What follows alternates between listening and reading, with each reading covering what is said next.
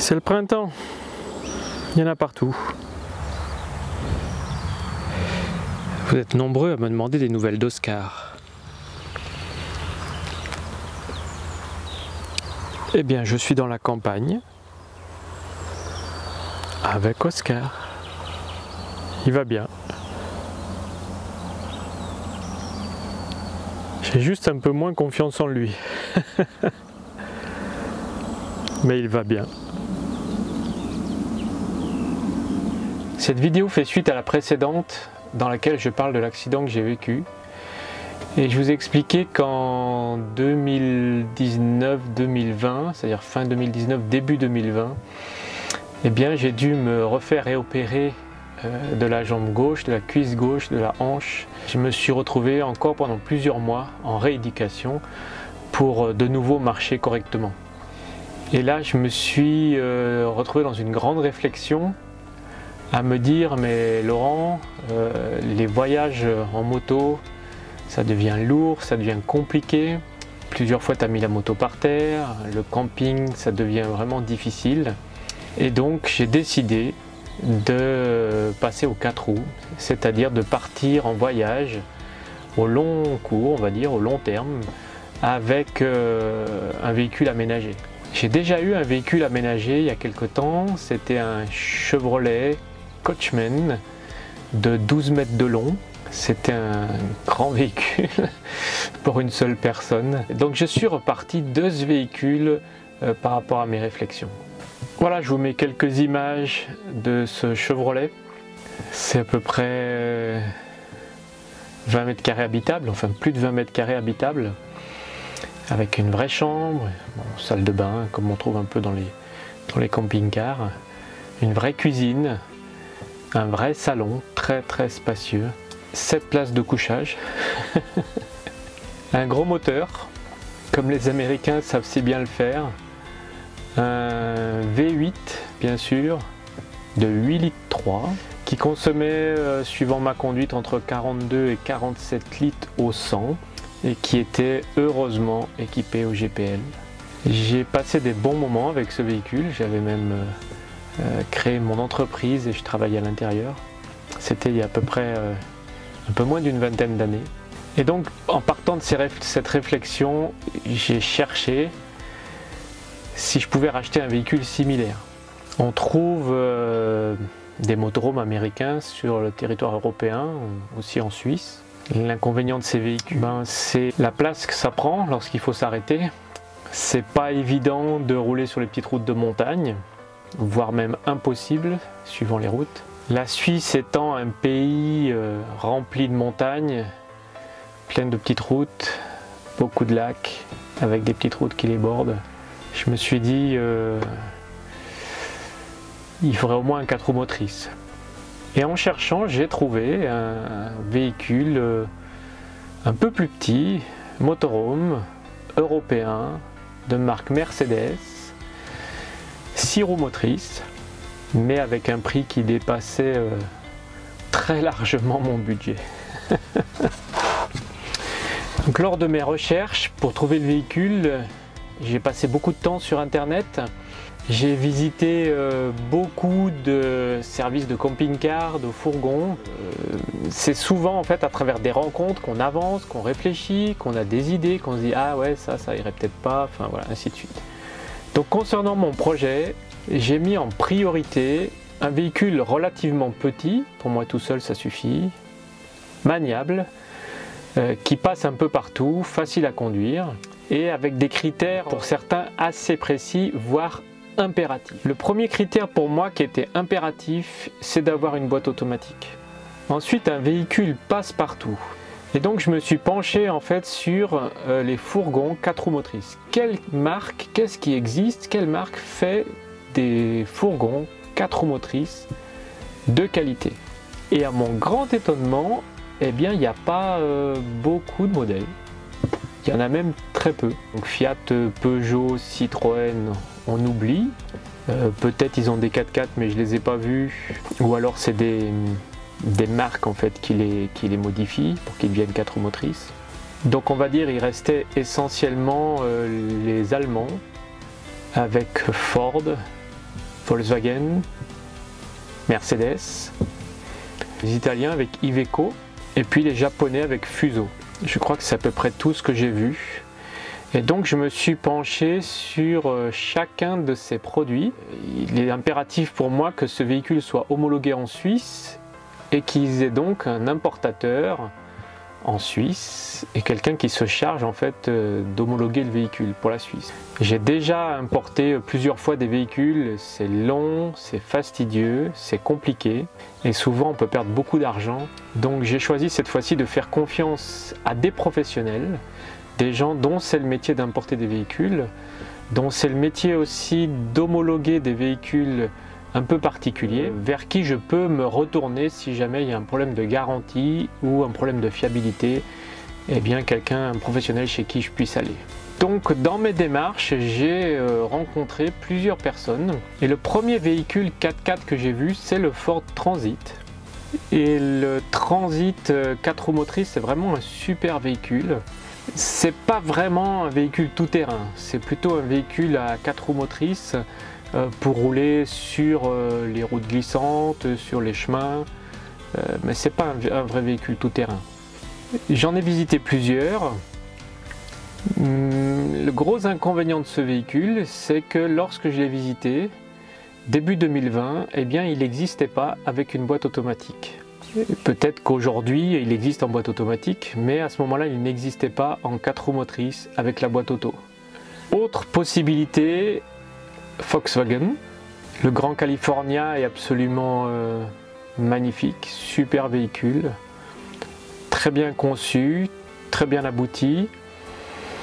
Je l'ai visité, l'installation c'est tout clé en main, c'est pas vraiment à la carte, mais bon, c'est des professionnels, on voit qu'ils ont l'habitude de faire ce genre de véhicule. Hein. Le California existe depuis waouh, des années et des années. Le Grand California, un véhicule plus récent, mais on voit que c'est bien abouti. La première chose qui m'a étonné lorsque je suis monté à l'intérieur dans la partie cellule, dans la partie habitation, c'est ce côté aseptisé. J'ai tout de suite eu la sensation d'un véhicule de qualité, mais tout de suite eu la sensation d'un véhicule très aseptisé qui me faisait penser à une chambre d'hôpital ou à une ambulance. Et ça, c'est pas vraiment mon trip pour voyager. J'ai fait énormément de kilomètres en ambulance pour mon métier. J'ai pas envie de me retrouver de nouveau dans une ambulance et de dormir dans un véhicule dont l'intérieur ressemble à une chambre d'hôpital. J'ai pas envie non plus. De plus, le 4 roues motrices du Grand California est aussi un 4 roues motrices un peu comme le Ford, où le concept en fait c'est un système automatique en fait qui rattrape quand le véhicule glisse sur les routes enneigées ou verglacées, dans les chemins, mais c'est pas vraiment un véhicule tout terrain. L'Iveco m'a bien plu. Il existe des préparateurs pour ce type de véhicule. C'est un vrai véhicule 4 roues motrices. Mais j'ai aussi trouvé un inconvénient, c'est que j'ai pas trouvé, du moins en Suisse, peut-être ça existe, mais j'ai pas trouvé un fourgon aménagé. J'ai trouvé un véhicule avec une cabine et derrière dans lequel on rajoutait une cellule. Et j'aime pas trop ces cellules carrées en fait. J'accroche pas trop à ce type-là, donc j'ai pas vraiment trouvé en fait chez Iveco de solution. Et puis les gens que j'ai trouvés qui faisaient ça font aussi Fuso.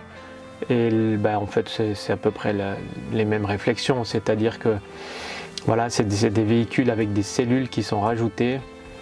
Je suis allé chez Mercedes à Genève, grand garage Mercedes utilitaire, et ils m'ont présenté le Sprinter qui d'emblée m'a vraiment plu. Avec une palette de possibilités qui m'a impressionné. Hein.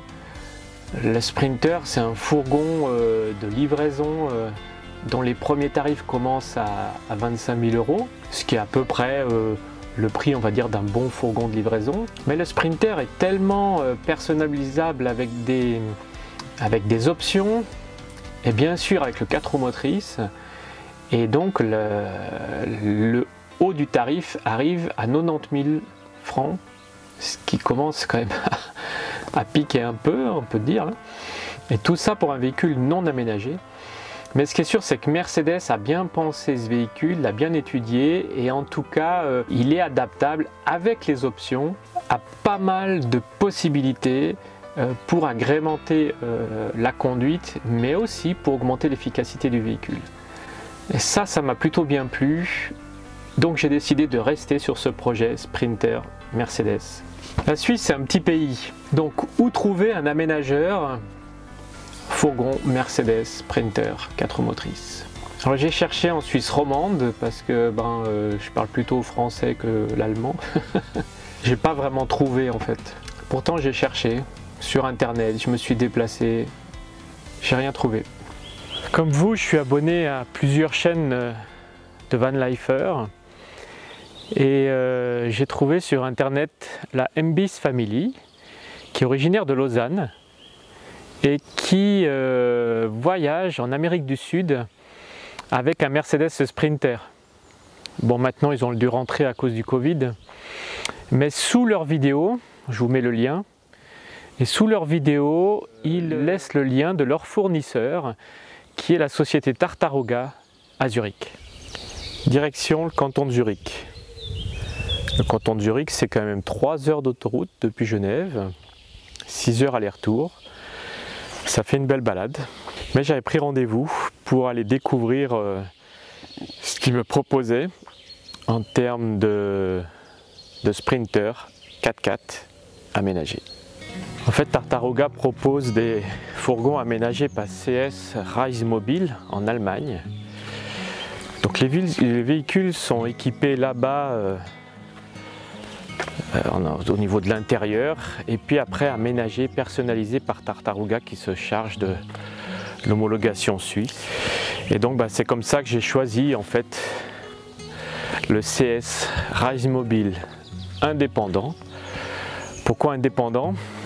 Parce qu'en fait de toute la gamme c'est le véhicule le plus autonome, le plus passe-partout on va dire.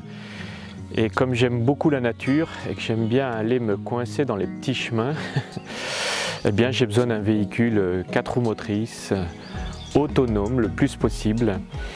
Un véhicule passe-partout, je dirais un peu comme un couteau suisse.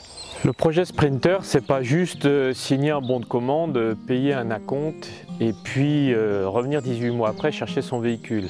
Non, pas du tout. En fait, pendant ces 18 mois, eh bien, je travaille en collaboration avec les techniciens de Tartaruga pour la mise en place en fait, du véhicule. L'aménagement intérieur est très modulable, mais également les équipements spécifiques à la partie, on va dire surtout tout terrain, mais aussi au niveau technique, au niveau autonomie, on va dire. Et ça fonctionne un peu comme, comme si on allait au restaurant manger une fondue. Donc la base, on mange une fondue. Maintenant la fondue, on peut la prendre avec des champignons, on peut la prendre en fait avec de différentes manières. Et on compose en fait cette fondue avec les possibilités que le restaurateur met sur le menu. Et bien avec CS Reise Mobile et Tartaruga, c'est la même chose. Il y a un menu et on compose son véhicule avec le menu. Alors évidemment, il y a des choses qui ne sont pas compatibles ensemble, donc il y a toute une réflexion, toute une étude pour la faisabilité de ce projet. Et donc à peu près, je dirais tous les 3 mois, tous les 2 mois, ça dépend des moments en fait, eh bien je suis en collaboration avec eux, principalement par mail, mais j'ai dû aller, j'ai voulu aller une autre fois dans leur atelier pour voir en fait d'autres exemples de véhicules, voir ce qui était possible et probablement que je retournerai encore avant la livraison. Bref, c'est pas juste la van life avec Oscar et puis en attendant, mais c'est la van life avec Oscar tout en fait préparant ce projet Sprinter. Et c'est assez difficile parce qu'en fait je vis dans un véhicule et en même temps je construis cet autre projet avec ces équipes de techniciens. Évidemment j'ai hâte d'avoir ce véhicule, mais je me réjouis quand même de passer cette saison estivale avec Oscar et d'avoir mon nouveau véhicule. Je ne sais pas encore comment il s'appellera. Si vous avez des idées, n'hésitez pas à faire vos propositions pour l'hiver prochain. Alors pourquoi Oscar? Bien, c'est simple en fait. Les délais de Tartaruga et de CS Rise Mobile sont très longs. Ils m'ont annoncé 18 mois de délai. Et donc j'ai décidé d'acheter un véhicule d'occasion en attendant. Et comme j'avais bien sympathisé et que j'avais eu un bon accueil, je veux dire une bonne accroche avec le directeur des ateliers Villemain à Delémont, c'est là où j'avais découvert le Ford 4x4. J'ai en fait trouvé qu'ils vendaient un véhicule d'occasion, donc je les ai contactés et c'est comme ça que j'ai rencontré Oscar et que j'ai choisi d'acheter ce véhicule en attendant que le Sprinter soit prêt. Et donc si tout se passe comme prévu, il sera livré en octobre 2021. Et donc ça me fait à peu près, on va dire un peu plus d'une année, en tout cas 14 mois je crois, avec Oscar pour commencer la van life.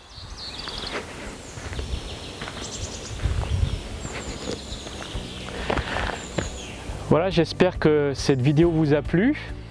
J'ai parlé de pas mal de véhicules, de pas mal d'entreprises.